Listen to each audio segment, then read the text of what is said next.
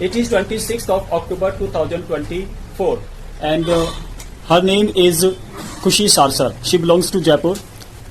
एक drawing competition organise किया गया नवीन सर क्लासेस और जनरल ट्यूटोरियल इंस्टीट्यूट में और जो ड्राइंग का टॉपिक था वो था कि सभी स्टूडेंट्स के पास खुद का एक स्टूडेंट का आइडेंटिटी कार्ड होता है और उसी आइडेंटिटी कार्ड को स्टूडेंट को खुद अपने हाथों से डिजाइन करके चेक करवाना था।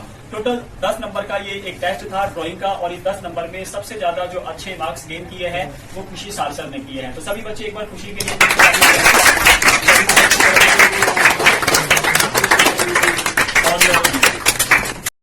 बेटा बताओ मुझे शब्द क्या है?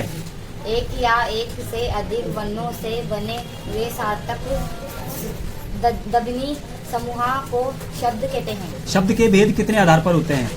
4। नाम बताओ। शब्द का निर्माण, शब्द का बनावट, शब्द की प्रयोग, शब्द के अर्थ के आधार पर शब्द के भेद होते हैं। शब्द के निर्माण के आधार पर शब्द के कितने भेद होते हैं? 4। नाम बताओ। तत्सम शब्द, तद्भव शब्द, देशक शब्द, विदेशी शब्द। तत्सम शब्द क्या होते हैं? किसी भी भाषा की मूल भाषा को के शब्दों को तत्सम शब्द कहते हैं। हिंदी भाषा की मूल भाषा क्या है? हिंदी भाषा की मूल भाषा संस्कृत है। तद्भव शब्द क्या है? जिन्हें शब्दों का उच्चारण कठिन हो तो उन्हें शब्दों को आसान बनाया जाता है। ऐसे शब्दों को तद्भव शब्द कहते हैं। देशज शब्द क्या होते हैं?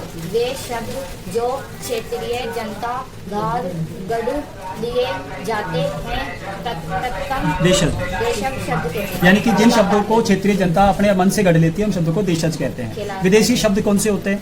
विदेशी शब्द विदेशी भाषा और से आए हुए शब्दों को विदेशी शब्द कहते हैं। ओके, क्या नाम है आपका? खुशी सारसर। खुशी सारसर। अभी आप स्कूल थोड़ी जाते हो पढ़ने के लिए? पहले कब जाते थे स्कूल? 2020। यानी कि जब लॉकडाउन चल रहा था 2020 में। और आप कौन सी क्लास में थे उस समय? 5वीं क्लास में। तो 2020 से लेके अभी चल रहा है अक्टूबर 2024, दिवाली भी आने वाली है। तो आप अगर लगातार पढ़ रहे होते तो इस समय आप 9वीं या 10वीं क्लास में होते। ठीक है, लगभग 4 साल का गैप हो चुका है आपको पढ़ाई छोड़े हुए और आप दोबारा पढ़ाई स्टार्ट किया आपने। लगभग 2 महीने पहले आपने नवीन सर क्लासेज ज्वाइन किया यज्ञशाला की बावड़ी पुरानी बस्ती में, राजस्थान की राजधानी में अपने वाल्मीकि समाज को समर्पित एक छोटा सा ट्यूशन सेंटर है जिसको मैं एनएस चावरिया संचालित कर रहा हूँ। तो ये सब चीजें मैं ही पढ़ा रहा हूँ ना आपको? समझ में आ रही है आपको? अच्छा, गणित में भी आपको मैंने जोड़ना, घटाना और भाग देना ये सब सिखाया है। आप गया समझ में?